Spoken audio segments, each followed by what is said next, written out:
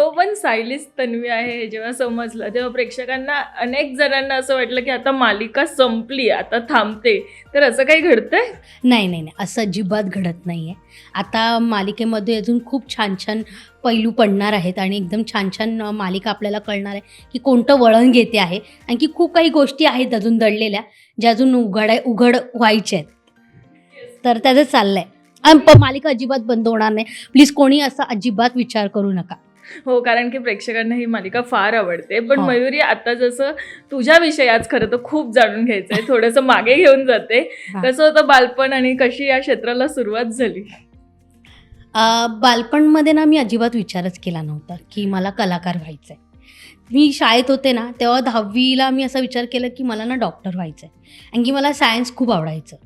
Experiment करायला खूप आवडायचं. त्यानंतर मी 11वीला आले आणि कॉलेजला आल्यानंतर मी असा विचार केला, की आपण अभ्यास करूच, पण त्याच्याबरोबर ना मला वेगळं काहीतरी करायचं.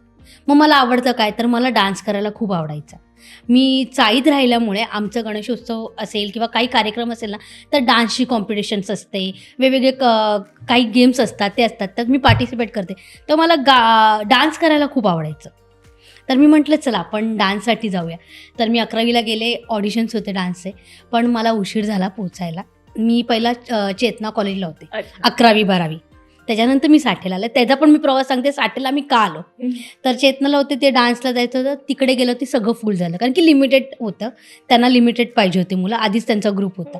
तर मी म्हटलं नाही यार, आता मी काय करू, मला काहीतरी वेगळं करायचं आहे. तर मला नंतर कळलं थिएटरचं पण चालू आहे. म्हटलं चल जाऊन बघूया, आपण काहीतरी करूया. म्हणून मी तिकडे गेले. तर तिकडे अन्वय टिवकर होता, जो सगळ्यांचं ऑडिशन्स आणि घेत होते. तर मी गेले, त्यांना आवडलं ऑडिशनमध्ये. त्यांनी सांगितलं तू काय करू शकते. मी गाते छान. मग त्यांनी मला गाणं गायला सांगितलं, मी गायलं. त्यावरती थोडी मज्जा झाली त्यांची आणि उत्तर देताना किंवा त्यांना वाटलं हां कुछ तो अलग आहे, करूया आपण मजा. मग आम्ही तिकडनं माझं थिएटर असं नाटकाचं सुरू झालं. पण तेव्हापर्यंत आम्हाला कोणी वाली नव्हता.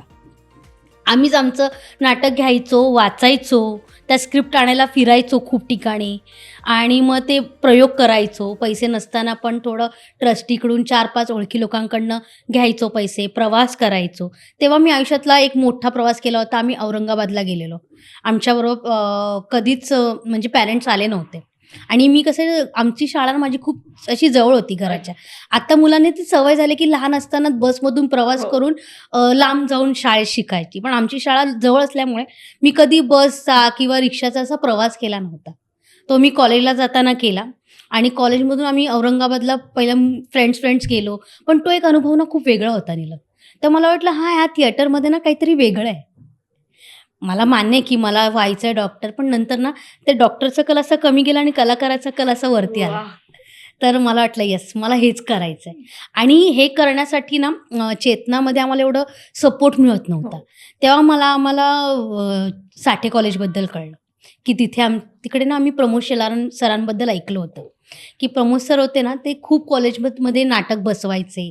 त्यांच्याकडून खूप घडलेले असे कलाकार पण आहेत हां. मोठे, की त्यांनी काम करतात. तर म्हटलं नाही, मला इथे जायचं आहे, शिकायचं आहे. मग त्यासाठी आम्ही 12वीचं झाल्यानंतर आम्ही साठेला आलो. त्याच्याबरोबर माझे 3-4 जण, आम्ही 4-5 जण होतो ग्रुपमधले. आम्ही 4-5 जणी कॉलेजला आलो, साठेला आलो.